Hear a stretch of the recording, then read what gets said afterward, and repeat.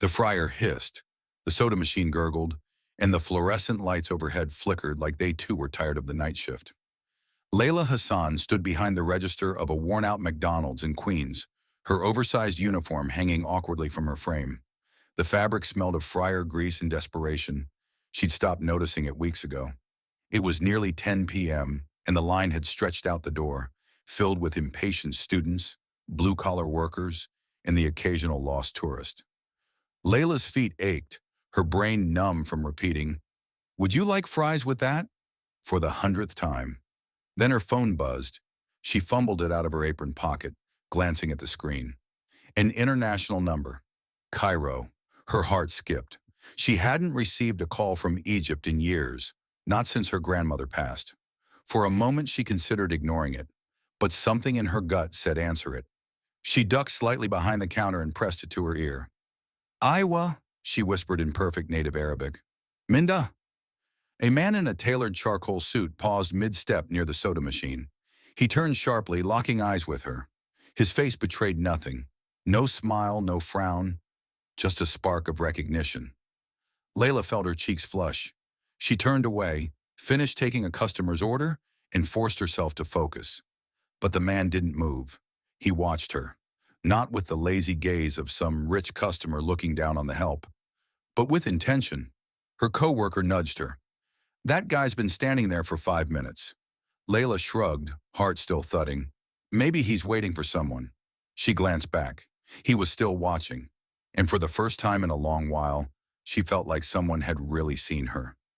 He never approached the counter, never asked for a meal, just stood there for a while, scanning the room as if taking in more than the smell of fries and burnt coffee. Then wordlessly, he slid into a corner booth, pulled out a sleek black laptop and began typing. Layla tried not to look. She took orders, filled cups, and wiped down trays, but his presence lingered like an unsaid sentence. Every time she turned, he was there, composed, eyes occasionally lifting from his screen to land directly on her. She felt it like a pressure on her spine. Break time came like a breath of fresh air. She filled her tray with fries and a McChicken, then scanned the dining area. Most of the booths were taken by families or noisy teenagers. Only one table had space, two down from the stranger. She hesitated, then sat, eyes on her food, fingers tight around the plastic fork. "You're Egyptian?" the man said in smooth Arabic. Layla's head shot up. His accent was polished but natural, not learned, lived. "Yes," she replied cautiously, switching to Arabic. "Giza." "You don't just speak Arabic. You carry it," he said, studying her face, like someone who lived there. She blinked, unsure whether it was a compliment or an interrogation. "I moved here when I was 14. Your parents?" "My mother, just us. She's not well now." He nodded once, thoughtful. "You're young to be handling all this." Layla gave a tight smile. "Rent doesn't care how young you are." He leaned back. "Fair point." For a few seconds, silence stretched between them. Then he returned to his laptop. And though nothing else was said, Layla's hands trembled slightly as she picked up her fries. This wasn't just some stranger. Something told her. This was only the beginning. The next night he returned. Same sharp suit, same quiet presence. But this time, he ordered a coffee and sat at a corner table like he was waiting. Not for food, not for service. For her. Layla noticed immediately. When her break came, she approached cautiously, not sure if she was breaking protocol or common sense. But he gestured to the empty seat across from him with a slight tilt of his head. She sat, uncertain. "I didn't introduce myself yesterday," he began, his voice low and smooth. "Karim Mansour, private equity, mostly Dubai-based." Layla raised an eyebrow. "And you hang out in Queens McDonald's. Why?" He offered a faint smile. "Because once in a while the world drops something unexpected where no one's looking." She didn't quite know how to respond. "You speak Arabic fluently," he continued. "Your English is perfect. Your presence, calm but precise. You were handling 3 customers, a broken soda machine, and an angry kid yesterday, and you still answered that call like you belonged somewhere else." Layla gave a short laugh. "Belonging doesn't pay the bills. I've got a linguistics degree buried under student debt, and this job keeps the lights on. End of story. But that's not where your story ends, Karim said quietly. She blinked. He studied her a moment longer, then leaned forward. What if I told you I have a problem, and you might be the only person who can solve it? Layla tilted her head, skeptical. That's dramatic, he chuckled. It is, but I mean it. What kind of problem? A business meeting. Saudi investors, high stakes. Our translator pulled out last minute. I need someone who can speak Arabic naturally, not like it came out of a textbook. Someone with poise, instinct. She crossed her arms. So naturally you thought, let me check the local fast food scene. Karim didn't flinch. I thought, let me trust my instincts. She hesitated. I don't even own formal shoes. I'll handle that. All I need is your brain and your time. Tomorrow, 1 hour. Midtown. She stared at him. You're serious. $1,000 serious, he said. Layla's mouth opened slightly, and for the first time in a long time, the thought occurred to her. Maybe this was the moment everything could change. Layla leaned against the soda machine, arms crossed, hands still damp from wiping down the counter. You serious? She asked, narrowing her eyes. Her voice was skeptical, guarded, used to empty promises and people who said too much. Karim didn't blink. Tomorrow morning, Midtown, Arabic English interpreter, 1 hour. She squinted. That's it? He reached into his coat pocket and pulled out a sleek business card. The name embossed in gold made her eyebrows rise. And I'll pay you $1,000. Layla almost dropped her cleaning rag. 1,000? She blinked. Dollars? For 1 hour? He nodded, calm, steady, like this was a normal Tuesday. What's the catch? No catch. I have a high-stakes meeting with Saudi investors. Our interpreter bailed last minute. I need someone who can speak like a local but think like a New Yorker. Layla stared at him. And you thought... Me. Karim gave the smallest smile. I don't choose people based on resumes. I choose them based on presence. You have it. Yesterday you handled 5 angry customers without raising your voice. And when you picked up that phone and switched to Arabic, fluent, perfect, everyone in the room paused, including me. Layla looked away, suddenly flustered. I don't even have anything to wear to a Midtown office. I'll have something sent over. Just say yes. She hesitated, mind spinning. This had to be a joke, right? Some kind of test? Maybe even a scam. But something in Karim's eyes told her otherwise. There was no arrogance in his tone, no smugness, just a strange kind of sincerity. You'd trust a McDonald's waitress with $1 million deal? She asked. Karim leaned in, voice lower now. You're not just a waitress, I see that. For a second, the noise of the restaurant faded. The beeping fryers, the shouting kitchen crew, even the buzz of the fluorescent lights above her. All she could hear was that one sentence, and it stayed with her long after he walked out the door. Layla had nearly talked herself out of it 3 times that morning. The borrowed blazer itched. The bus was late. Her nerves were louder than her alarm clock.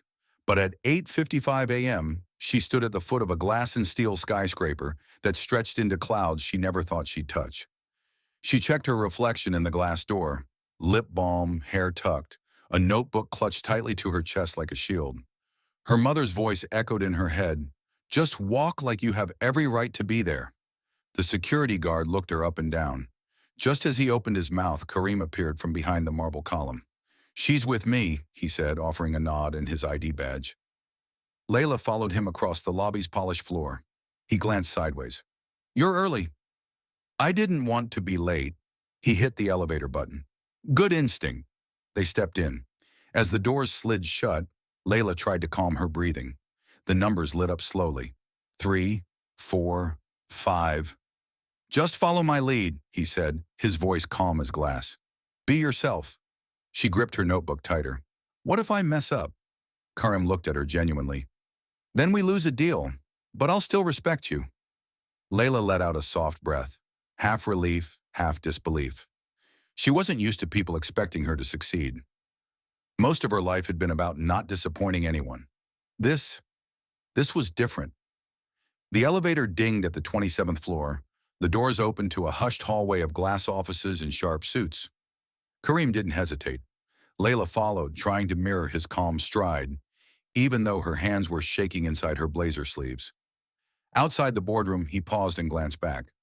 Remember, don't translate the words. Translate the intention. Culture matters more than grammar. She nodded. Understood. And when the door opened and they stepped inside, Layla crossed an invisible line. From behind the counter to the front of the table. From underestimated to undeniable. The boardroom was crisp and cold, all glass edges and gleaming surfaces. 3 Saudi executives sat at the far end of the table, their thobes pristine, their expressions unreadable. One was scrolling through his phone, another sipped coffee without a word. The third barely acknowledged Kareem's presence and didn't even look at Layla. She felt it instantly, that quiet dismissal women like her knew too well. Kareem extended a brief greeting, then without introducing her, simply nodded. Layla stepped forward and spoke clearly, respectfully, in perfect formal Arabic. Assalamu alaikum wa rahmatullahi wa barakatuh. Esmi Layla Hassan, Sharefter. All 3 men looked up. The lead investor, mid-50s, sharp eyes, tilted his head slightly. His fingers stopped drumming on the table. He responded in Arabic, slower this time. So, you're Egyptian? Layla smiled slightly. Born in Giza, raised in New York. I've walked both sides of the street. The smallest trace of a smile touched his lips. Kareem launched into his pitch, explaining a new tech integration for cross-border logistics. Layla kept pace, translating not just the words, but the tone, the rhythm, the intentions behind every phrase. She softened the directness of American business lingo, shaped it to match Arabic respect for hierarchy and harmony. When one investor raised a concern about risk, Layla jumped in, not to translate, but to explain a proverb in Arabic that mirrored Kareem's point. He who doesn't enter the lion's den doesn't eat the lion's meat. They chuckled. The tension broke. By the time Kareem concluded, Layla's notebook was filled with precise annotations and cultural clarifications. She'd even slipped in a local reference about Riyadh traffic that made the youngest executive laugh out loud. The lead investor leaned back in his chair and looked at Kareem, then at Layla. We accept. Kareem didn't look surprised, but Layla did, because for the first time she wasn't just a waitress or a translator. She was the reason the deal closed. They stepped out of the boardroom into the echoing marble corridor. Layla was still catching her breath, replaying every word she translated, every nod, every smile from the investors. Kareem walked beside her, silent, composed. Just before they reached the elevator, he stopped and pulled a white envelope from his inner jacket pocket. For you, Layla blinked. What's this? Your payment, he said, and a bonus. A bonus, she repeated, cautiously taking it. He didn't say anything more, just watched her as she carefully opened the flap. Inside a neat stack of crisp $100 bills. $3,000. She counted again, just to make sure her eyes weren't lying. Her fingers shook. This is too much, she said quietly. I mean, you said 1,000.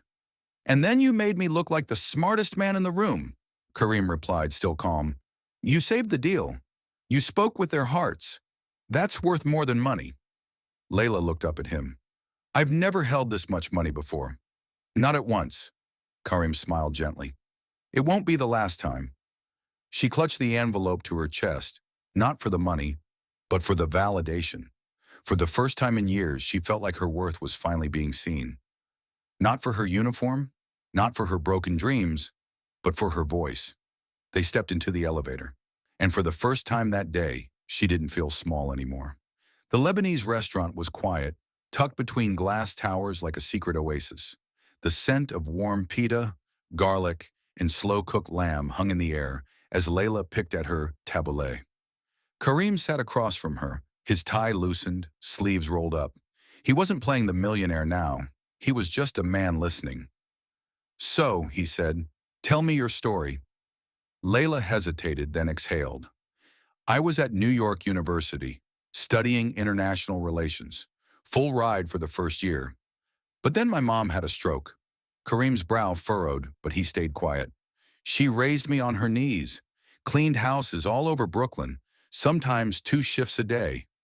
We came here with nothing except her hands and a dream. When she got sick, I couldn't keep pretending school was more important than her. Kareem nodded slowly. You dropped out. I had to, Layla said. Took the first job I could get. Fast food paid just enough for rent, meds, and the hope we'd stay afloat. New York University didn't wait. Neither did the bills. She glanced away, embarrassed. Now I'm 25. No degree, no backup plan. Just nights smelling like fry grease. And dreams I don't even dare to think about anymore.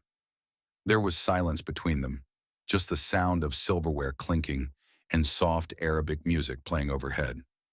Then Kareem leaned in. Then maybe it's time for a new dream, he continued. You've got language, grace under pressure, and intelligence most people spend a lifetime faking. The only thing you don't have is a map, so let's build you one. She stared at him, not sure if he was being kind or serious. But in that moment, for the first time in a long time, she let herself believe it might be possible. 1 week later, Layla stood inside a sleek glass building on Fifth Avenue, staring at her reflection in the mirrored elevator doors. Her new ID badge read, Layla Hassan, Assistant Consultant. Below it, in smaller font, Mansour Capital Partners.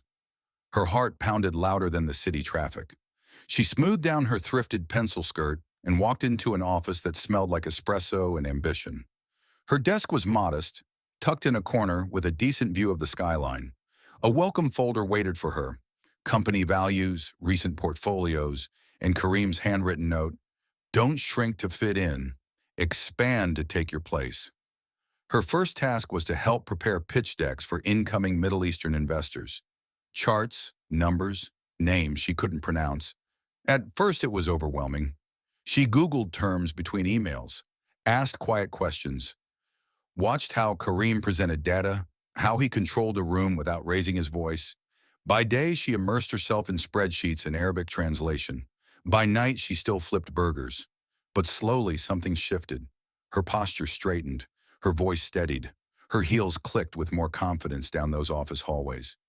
Kareem's secretary, a woman named Tanya, leaned over one afternoon and whispered, You're different. Layla blinked. Different how? You walk like you've done this before. Like you belong here. Layla didn't know what to say, so she smiled.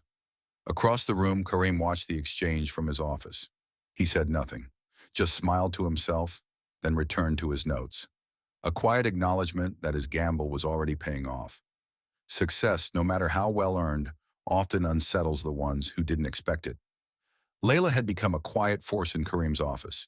In less than 2 months, she had helped close 3 deals, rewritten an entire presentation strategy, and begun advising on investor behavior in the Gulf region. She moved through the office with the grace of someone who had learned not just to adapt, but to elevate. But not everyone was happy about it. One afternoon during a lunch meeting, a senior advisor scoffed when Layla offered a correction in a cultural reference. You're cute, he said, not kindly. Where'd you pick that up, from behind the counter? She ignored him. Later that week, a client visiting from Texas glanced at Layla in the hallway.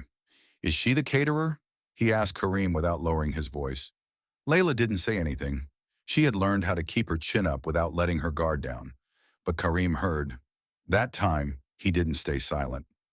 At a team meeting later that day, Kareem stood up in front of the full boardroom. His voice was calm, but his words cut clean. Just to clarify, he said, Layla Hassan is not the caterer. She is not here because of pity or luck.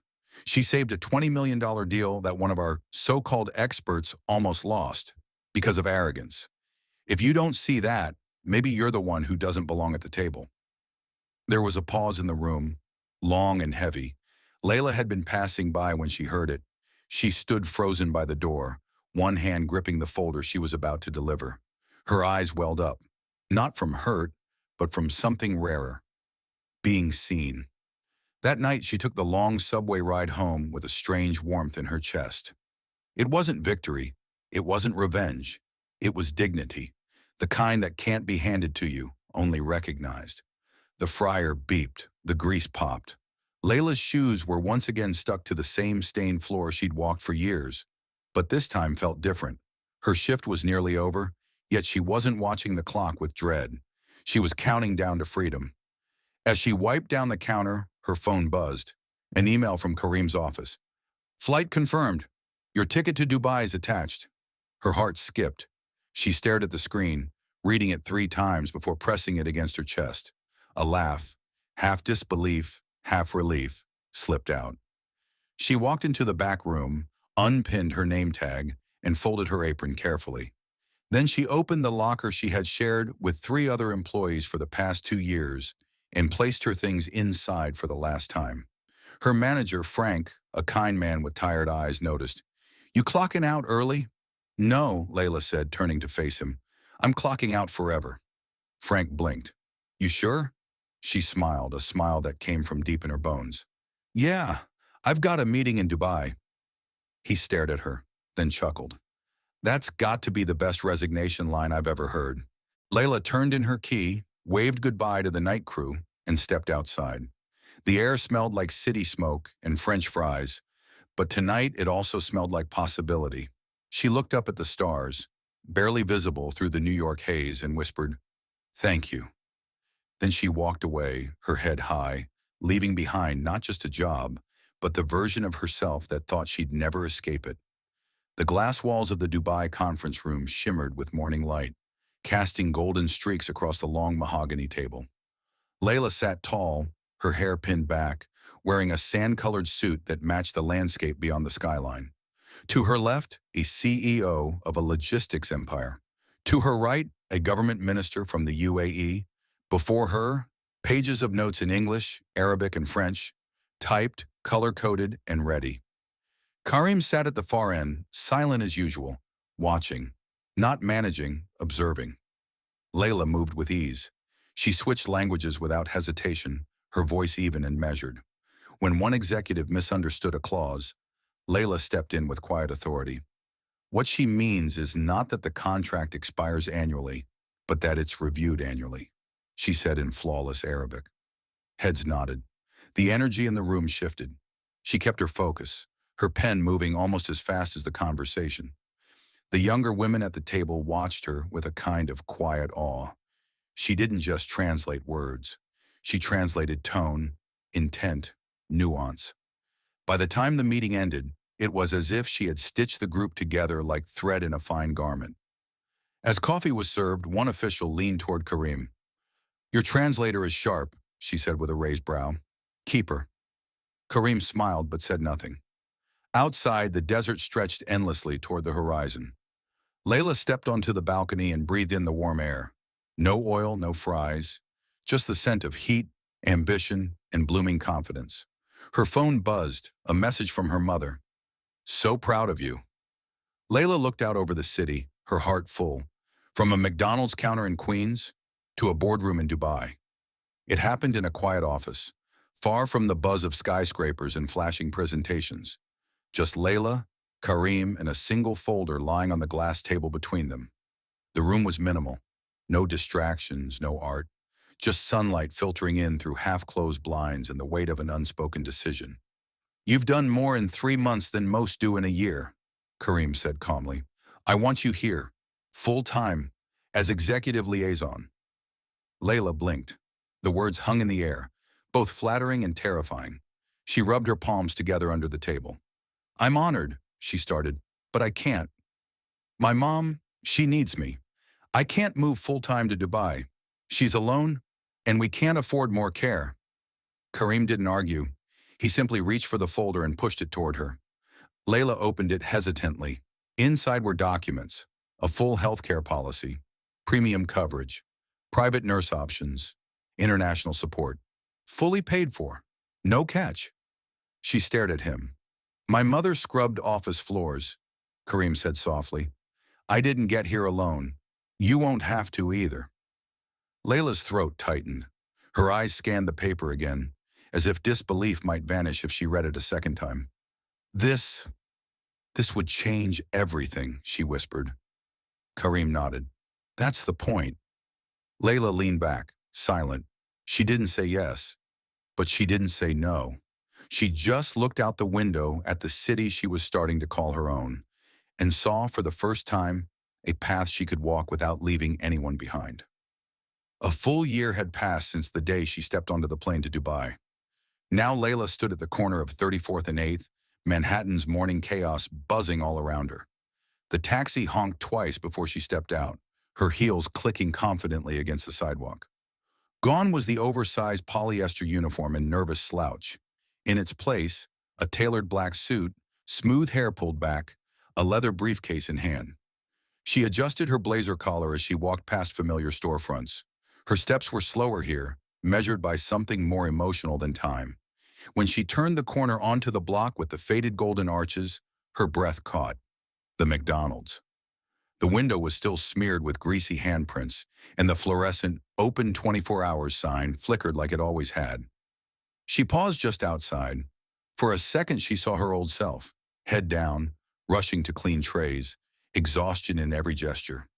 From inside, a familiar face spotted her. Luis, the night manager. He blinked, then smiled wide and raised his hand in a wave. Layla smiled, truly smiled, and waved back. But she didn't go inside. She kept walking. Not out of pride, but because that version of her had done her time, and now someone else needed that job more than she did.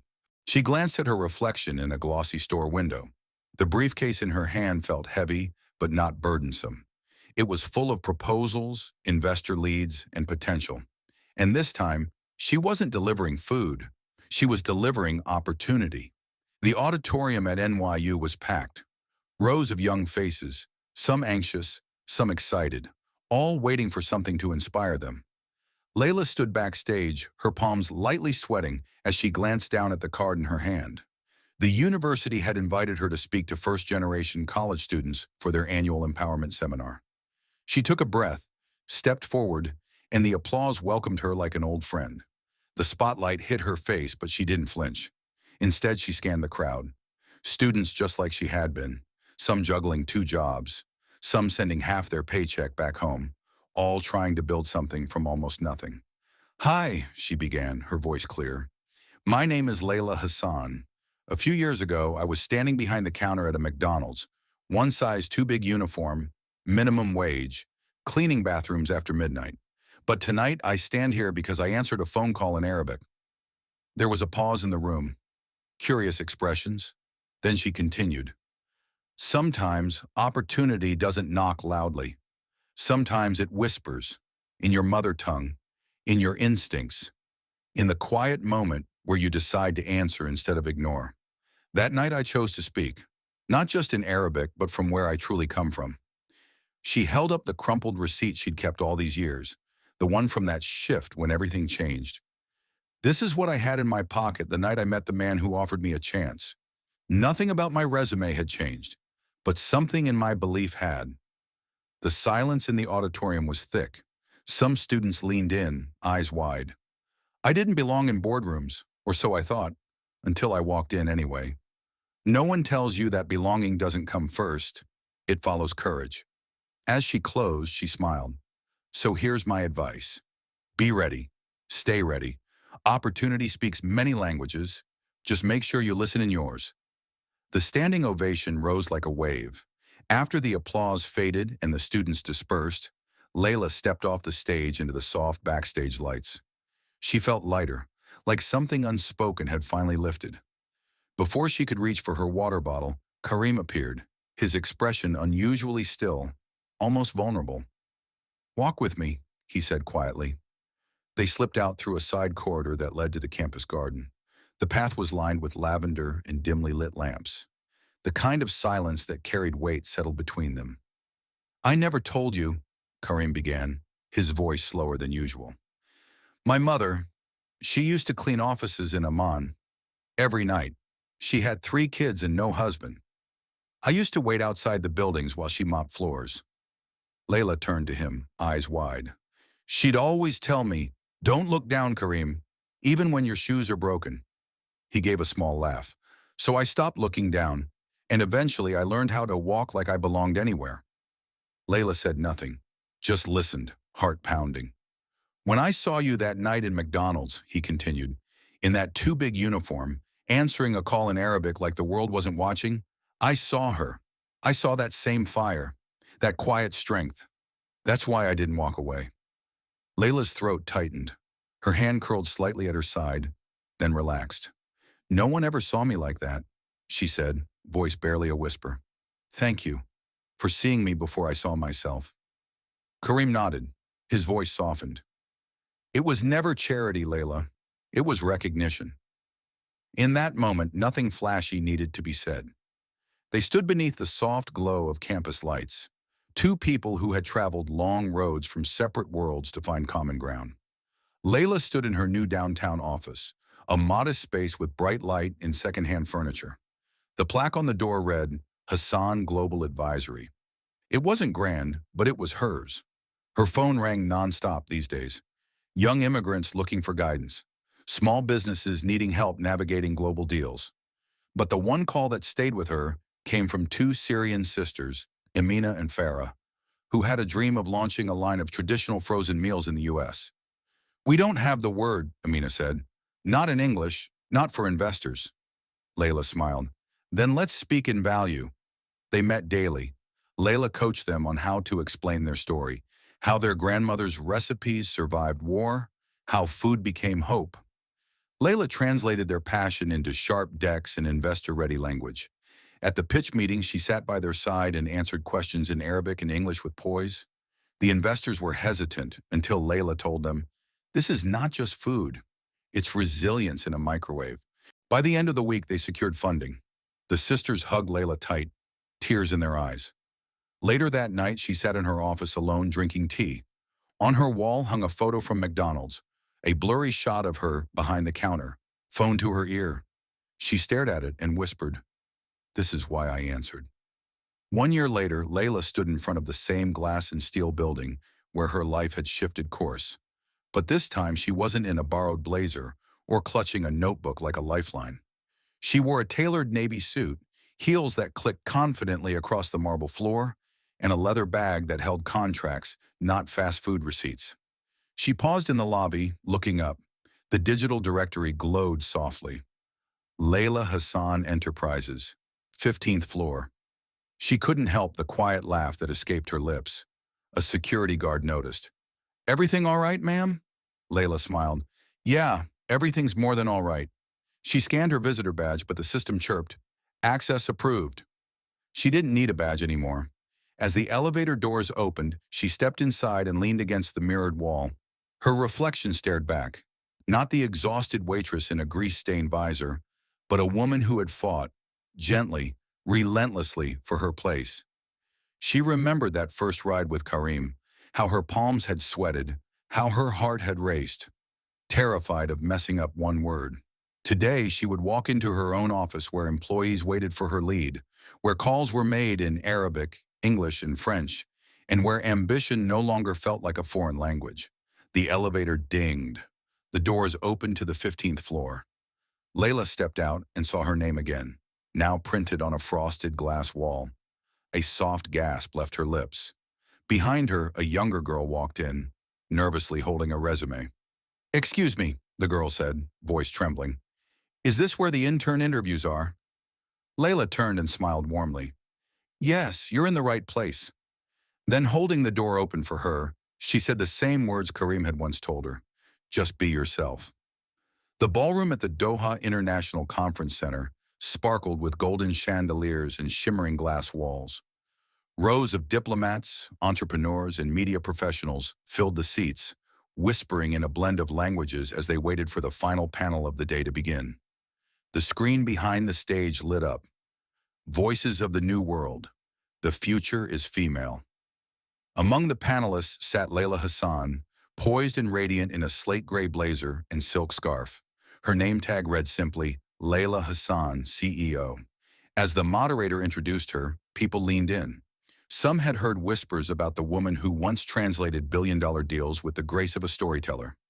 Others had seen her rise chronicled in headlines and LinkedIn posts, but few knew the full journey. Midway through the discussion, the moderator opened the floor for questions. A girl, no older than 15, wearing a hijab and a notebook pressed tightly to her chest, raised her hand. Yes, you. the moderator said. The girl stood.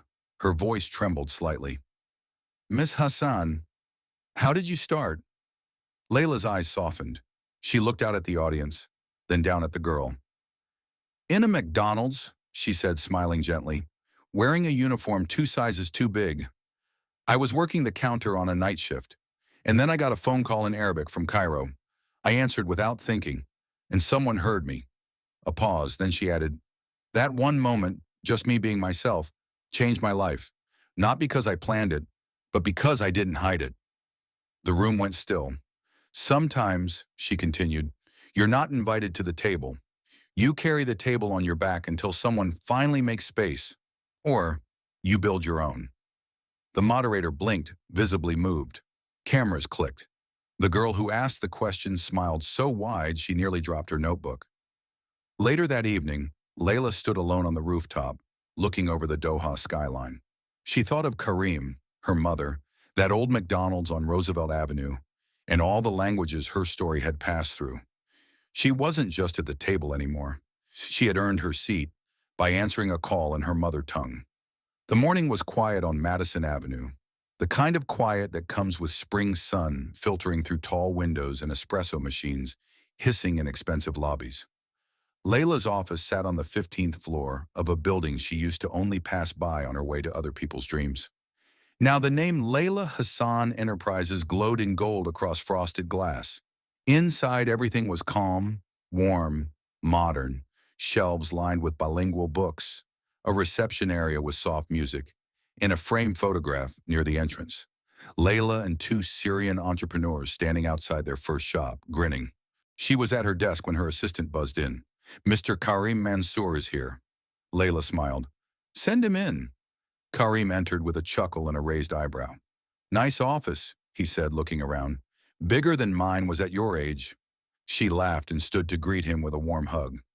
And less chaotic, hopefully. As they sat, she poured 2 small cups of Moroccan tea from a set she kept just for moments like this. He watched her for a moment, then said with a half smile, You've outgrown me. Layla didn't flinch. No, she said gently, handing him the cup. I just grew up, because someone saw me when I felt invisible, and gave me a chance. He looked away for a second, clearing his throat. I didn't do that much. You did everything, she replied, then pointed to the wall behind him. There, framed in black velvet, hung a simple check for $3,000, dated from her first day as his interpreter. Below it, a brass plaque read, Never apologize for speaking your truth, especially in your mother tongue. Karim stood, walked over, and read it again slowly. He turned back to her, eyes glassy. I remember that day like it was yesterday. So do I, she said. It was the day I stopped hiding who I was. They stood in silence for a moment. The city buzzed outside, but inside that room, time had folded in on itself. Full circle,